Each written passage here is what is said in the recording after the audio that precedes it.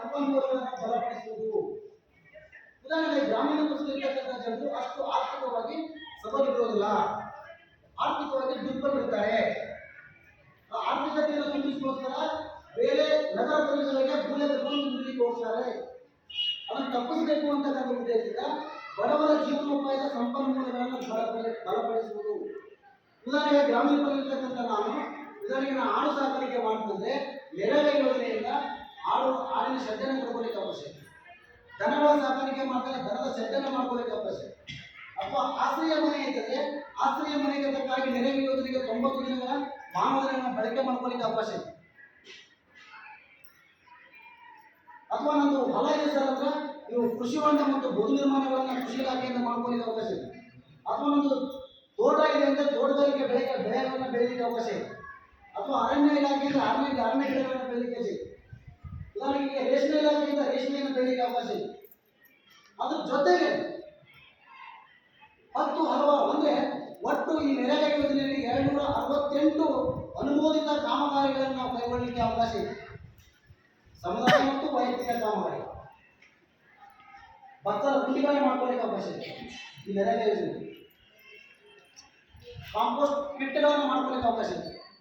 ಈ ರೀತಿ ಏನಪ್ಪ ಅಂದ್ರೆ ಅದನ್ನ ಆ ಪಟ್ಟಿರ್ತಕ್ಕಂಥ ಹಣ ನಿಮ್ಗೆ ಅದಕ್ಕೆ ಸಾಕಾಗದೇ ಇರಬಹುದು, ಒಂದು ಸಹಾಯಕವಾಗಿ ಈ ಯೋಜನೆಯಿಂದ ಪಡ್ಕೋಬಹುದು ಅಂತಕ್ಕಂಥದ್ದು. ಇದು ಬಡವರ ಜೀವನೋಪಾಯ ಸಂಪನ್ಮೂಲವನ್ನು ಬಲಪಡಿಸುವುದು ಈ ಉದ್ದೇಶ ಅಂತಕ್ಕಂಥದ್ದು. ಅದೇ ರೀತಿ ಸ್ವಯಂ ಪ್ರೇರಿತವಾಗಿ ಸಾಮಾಜಿಕವಾಗಿ ಒಳವಳಿಕೆಯನ್ನು ಬಲಪಡಿಸುವುದು.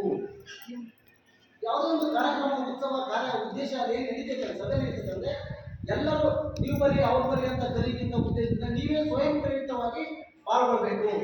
ಇಲ್ಲಿ ನಡೀತಕ್ಕಂಥ ಕಾರ್ಯಕ್ರಮ ಯಾಕೆ ನಡೀತೈತಿ, ಏನೈತಿ, ಅದರಿಂದ ಏನು ಉದ್ದೇಶ ಅಂದ್ರೆ ನಾವು ಭಾಗಿಯಾದ್ರೆ ಅಲ್ಲಿರ್ತಕ್ಕಂಥ ನಡೀತಕ್ಕಂಥದ್ದು ನಮಗೆ ತಿಳಿತೈತಿ ಅಂತಕ್ಕಂಥ. ಅದಕ್ಕೆ ಸ್ವಯಂ ಪ್ರೇರಿತವಾಗಿ ನಾವು ಭಾಗವಹಿಸಬೇಕು, ಮತ್ತೊಬ್ಬರು ಒತ್ತಾಯಕ್ಕೆ ಬರೋದಲ್ಲ. ನಾವು ತಿಳ್ಕೋಬೇಕಂದ್ರೆ ನಾವು ಪ್ರಶ್ನೆ ಮಾಡಿದ್ರೆ ಅದ್ರ ಬಗ್ಗೆ ನಾವು ತಿಳ್ಕೋಬೇಕು. ಅಂದಾಗ ಏನಪ್ಪ ಸ್ವಯಂ ಪ್ರೇರಿತ ಭಾಗಿಯಾಗಲಿಕ್ಕೆ ಸಾಧ್ಯ ಆಗುತ್ತೆ. ಇದೀಗ ತಾನೇ ನಮ್ಮ ನೋಡಲ್ ಅಧಿಕಾರಿಗಳಿರ್ತಕ್ಕಂಥ ಅವರಿಗೆ ಈ ಗ್ರಾಮ ಪಂಚಾಯತಿ ಎಲ್ಲ ಸಿಬ್ಬಂದಿ ವರ್ಗ ಹಾಗೂ ಎಲ್ಲ ಊರಿನ ವತಿಯಿಂದ ಅವರಿಗೆ ಹೃತ್ಪೂರ್ವಕವಾಗಿ ಸಭೆಗೆ ಸ್ವಾಗತವನ್ನು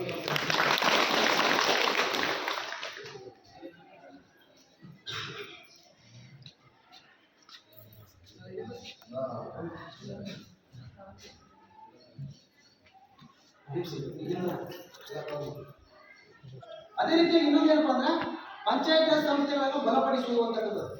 ನೋಡಿ, ನಮ್ಮ ಪಂಚಾಯತ್ ವ್ಯವಸ್ಥೆಗಳು ಎಷ್ಟಪ್ಪ ಅಂದ್ರೆ 3 ಅದಾವೆ.